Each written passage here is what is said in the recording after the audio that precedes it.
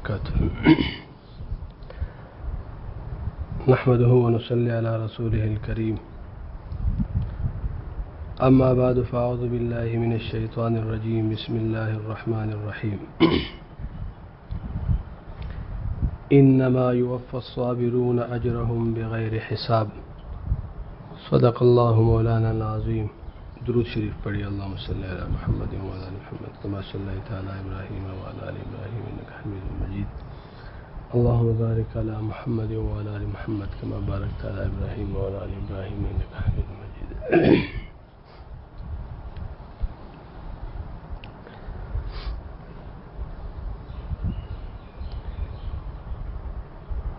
اللہ تعالیٰ جل جلالہ نے اس دنیا کو ایسا بنایا ہے کہ اس میں انسان پر ایسے مواقع آتے ہیں کہ خوشیوں کے مواقع ہوتے ہیں، ایسے مواقع بھی آتے ہیں کہ انسان اس میں غم میں ہوتے ہیں، اچھے حالات بھی آتے ہیں، حوادث بھی آتے ہیں، مشکلات بھی آتے ہیں،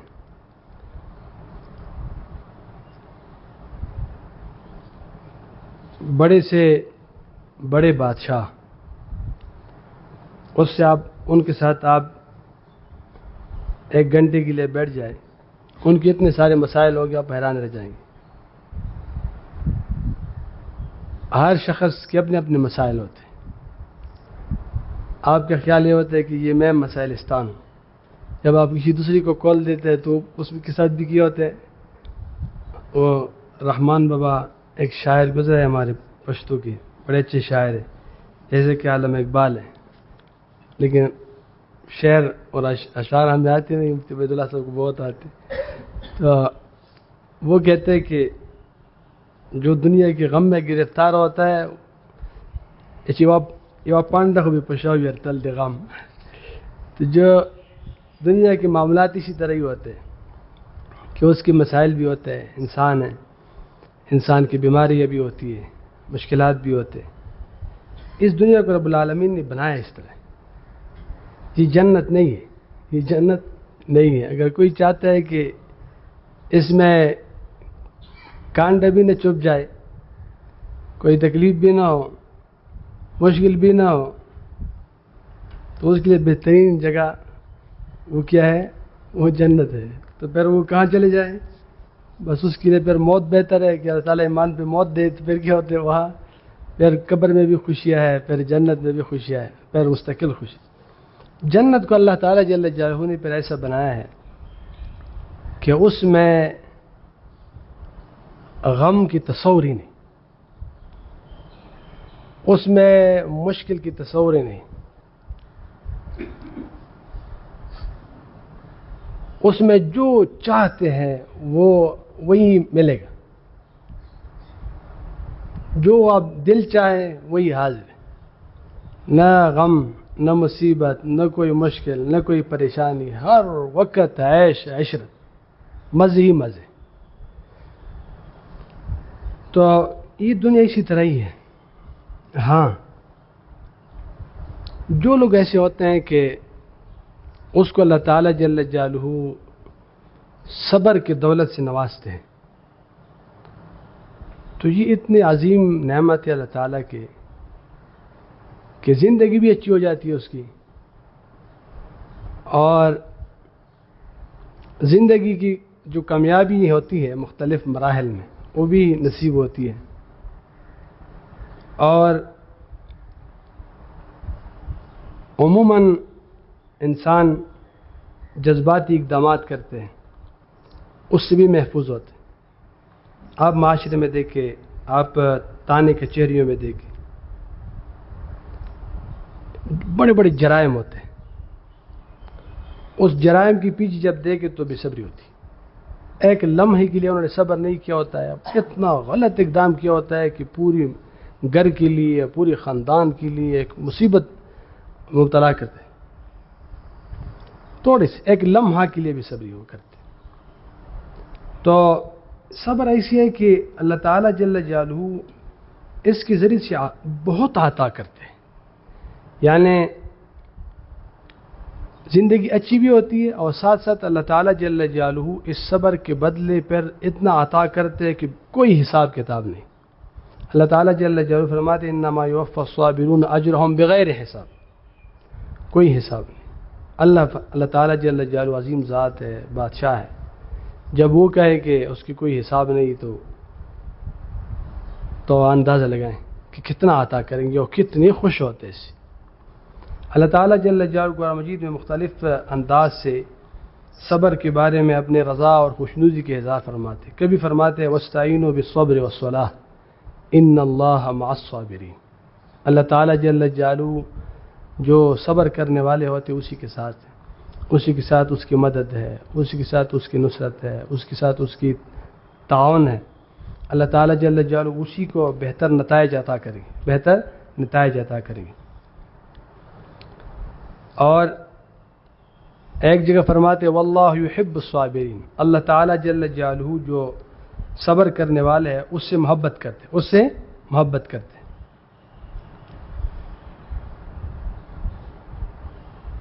اللہ تعالیٰ جل جلالہ ایک جگہ انبیاء علیہ السلام کے نام لیتے واسماعیل وادریس وذا الکفل کل من الصابرین، جتنے بھی میرے یہ انبیاء علیہ السلام ہیں یہ سب صبر کرنے والے، سب صابرین ہیں۔ نبی کریم صلی اللہ علیہ وسلم کے ارشاد مبارک ہے کہ بخاری شریف کی روایت ہے کہ انما الصبر عند الصدمۃ الاولی، صبر یہ پہلی صدمہ میں، جو پہلا صدمہ ہوتا ہے، جو بھی صدمہ ہو، وہ جانی ہو، وہ مالی ہو، وہ کوئی رشتہ دار کی فوتگی ہو، جو بھی صدمہ ہو، لیکن اس کا جو ابتدا ہوتی ہے صدمہ، اس وقت صبر مطلوب ہے۔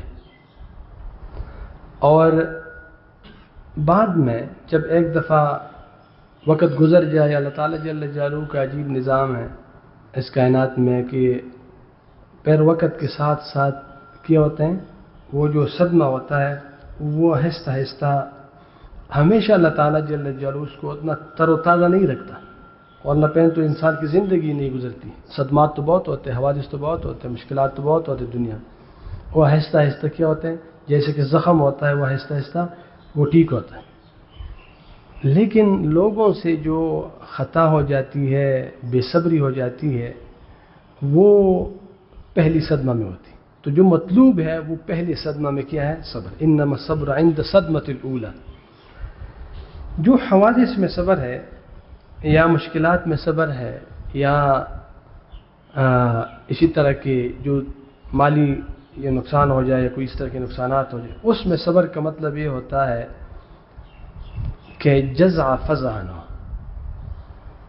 صبر کا مطلب یہ نہیں ہوتا کہ انسان روئے نہیں، یہ بے صبری میں نہیں آتا، اللہ تعالیٰ جل جلالہ کی وہ ناراضگی کا ذریعہ نہیں ہے، بلکہ نبی کریم صلی اللہ علیہ وسلم اس سے وہ جتنی بھی اچھی اخلاق ہے، بلند اخلاق ہے، وہ اللہ تعالیٰ جل جلالہ اس کے بارے میں جو خود فرمائے کہ انک لعلی خلق عظیم، تو اس کے ہر خلق اتنی عظیم ہے، اگر اس کی صبر ہے اس کی بھی کوئی انتہا نہیں، ہم تصور نہیں کر سکتے کتنے اللہ نے صبر دیا، اس کے حسن خلق، اس کی جتنی بھی اچھی اخلاق ہے، اس کے تحمل ہے، اس کی بردباری ہے، اس کی سخاوت ہے، اس کی کسی بھی چیز کا کیا ہوتا ہے انسان نہیں تصور کر سکتا۔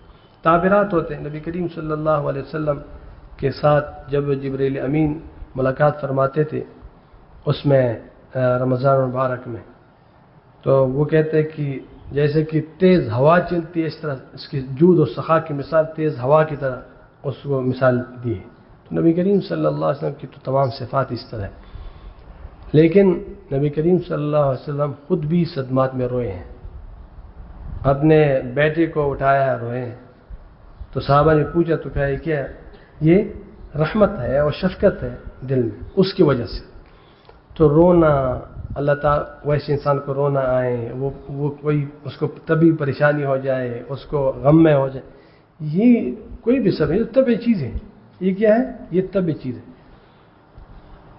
جس پہ اللہ ناراض ہوتا ہے وہ اللہ تعالیٰ کے فیصلے پر اعتراض ہے. کیا ہے وہ؟ اعتراض ہے، گلہ شکوہ ہے، یہ کیوں ہوا، پھر کیوں ہوا، اور یہ میرے ساتھ کیوں ہوتا ہے، یہ میرے ساتھ کیوں یہ حوادث پیش آتے ہیں. تو یہ جو مختلف قسم کے اظہار کرتے ہیں اس کو جزا فضا کہتے ہیں، جزا فضا کہتے ہیں. یا اللہ تعالیٰ جل جلالہ نے اظہار غم کے لیے کچھ حدود مقرر کی ہے، اس حدود سے انسان تجاوز کرے. مثلا وہ جو نوحہ ہے اس میں سخت اس غم کی وجہ سے اپنے کپڑوں کو پاڑنا، اپنے چہرے کو مارنا، اور بہت زیادہ چیخ کے رونا، یہ کیا ہے؟ یہ حدود سے تجاوز ہے. یہ بھی صبری. یہ کیا ہے؟ یہ بھی صبری ہے. تو صبر جو ہے یہ اس موقع پہ انسان یہی تصور کرے کہ الخیر فیما وقع، اور جو اللہ تعالیٰ جل جلالہ کے نیک صالح بندے ہوتے ہیں وہ یہی تصور کرتے ہیں اور یہی کہتے ہیں کہ اللہ تعالیٰ جل جلالہ کی طرف سے مقدر تھا اور اسی میں خیر ہے، اسی میں خیر ہے. وہ یہی کہتے ہیں آسان تکرہوا شیئا وہو خیر لکم، آسان تکرہوا شیئا وہو خیر لکم، وہ یہی کہتے ہیں. درود شریف پڑھیں.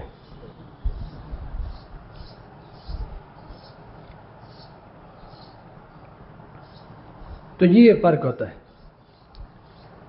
تو اس وجہ سے یہ کوئی بے صبری میں داخل نہیں ہوتا کہ انسان وہ اس کو تبھی پریشانی اور تکلیف ہو. ہاں یہ ضرور ہے کہ انسان کو جب یہ تصور ہوتا ہے کہ میرے رب کا فیصلہ ہے، عظیم ذات ہے، کریم ذات ہے، مہربان ذات ہے، وہ سمجھتے ہیں میں نہیں سمجھتا، وہ جانتے ہیں میں نہیں جانتا، وہ اس کو ماضی حال استقبال سب چیز اس کو پتہ ہے، وہ اس کی مخلوق ہے، زمانہ بھی اس کی مخلوق ہے. تو انسان کو پھر کیا ہوتی ہے؟ اس کو تسلی ہوتی ہے کہ ہم نہیں سمجھتے. آسان تکرہوا شیئا وہو خیر لکم وآسان تحبوا شیئا وہو شر لکم واللہ یعلم وانتم لا تعلمون. تو انسان کو تسلی ہو جاتی. اور پھر اس کی دل کی آواز یہ ہوتی کہ الخیر فیما وقع، بس جو ہوا اسی میں خیر ہے، جو ہوا اسی میں خیر ہوتے.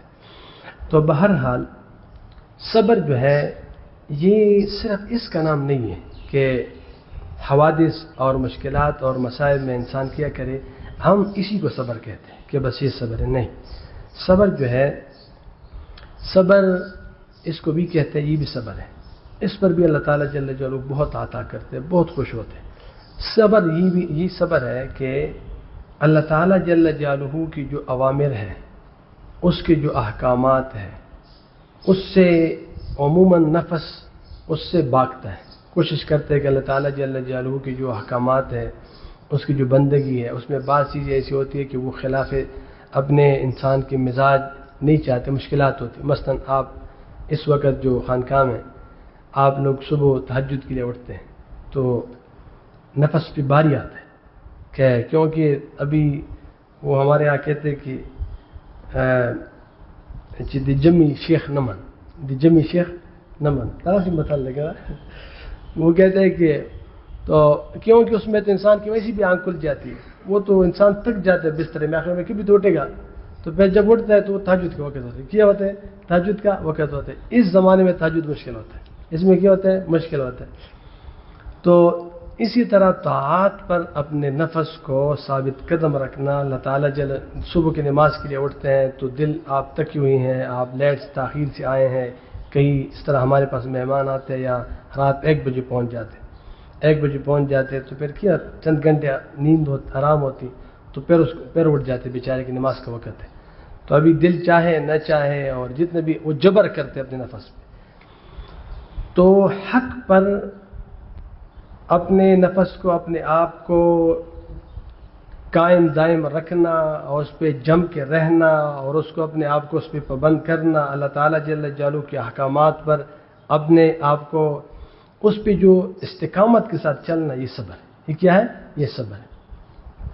تو اس میں 2 چیزیں ہیں. یا تو یہ ہے کہ گناہ سے بچنا، یہ بھی صبر ہے کہ انسان گناہ سے کیا ہو جائے؟ بچ جائے. یہ صبر ہے کہ مختلف گناہ ہے، نفس چاہتے ہیں کہ یہ گناہ ہو وہ گناہ ہو. نفس کہتا ہے کہ وہ بد نظری کا وہ کہتے ہیں، موبائل ہے اس میں مختلف قسم کی بد نظری ہوتی ہے. آج کل تو مصیبت یہ ہے کہ بد نظری کا جو تصور ہے وہ خیال یہ ہوتا ہے کہ کہیں باہر بد نظری ہے، کہیں باہر بد نظری. موبائل کی بد نظری تو کاتے سے نکل رہا ہے آہستہ آہستہ، حالانکہ یہ تو بڑی تباہی ہے. تو ایک ہی چیز ہے، وہی تو انسان جو ہے وہ بد نظری کرے موبائل میں تو ابھی اس سے اپنے آپ کو محفوظ رکھتا ہے، اپنے ساتھ ضبط اور صبر کا مظاہرہ کرتا ہے، کیونکہ صبر اپنا جو معنی ہے اور جو اس کے اصطلاحات ہیں وہ تبدیل کرتے ہیں. مثلا آپ جگہ جنگ میں جہاد میں اگر اس صبر کا مظاہرہ کرتے تو شجاعت ہے. کیا ہے؟ شجاعت ہے. اور اگر آپ اس میں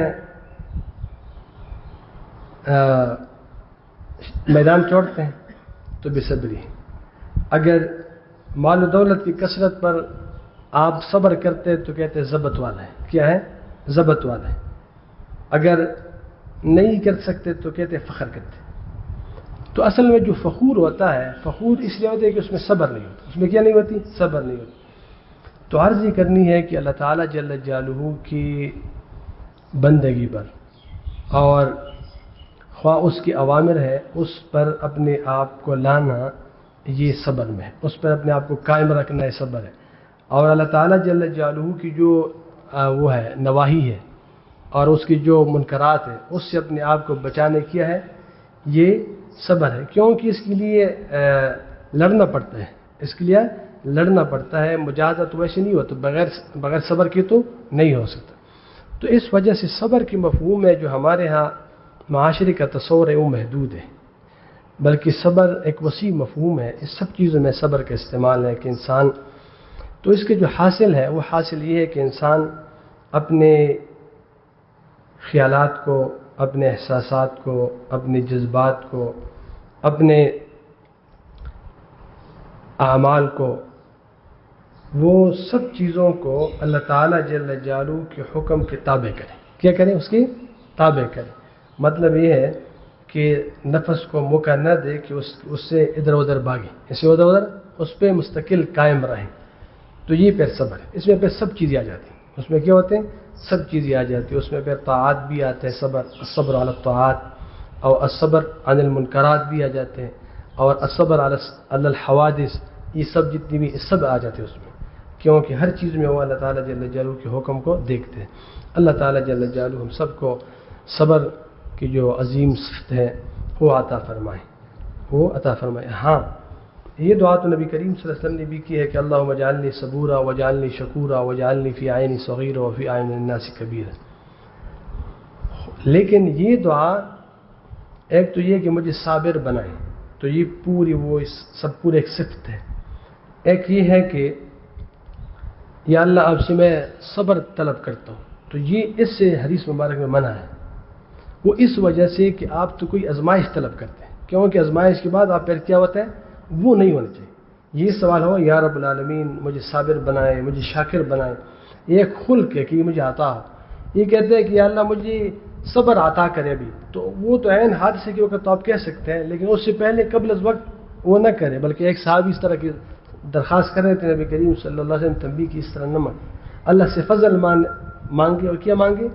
اللہ تعالیٰ جل جلالہ سے عافیت مانگے، عافیت کا سوال کرے. اللہم انی اسألک تمام العافیہ، یہ مانگے. تو عافیت کی سوال ہو، اللہ تعالیٰ سے اپنے فضل کا سوال ہو.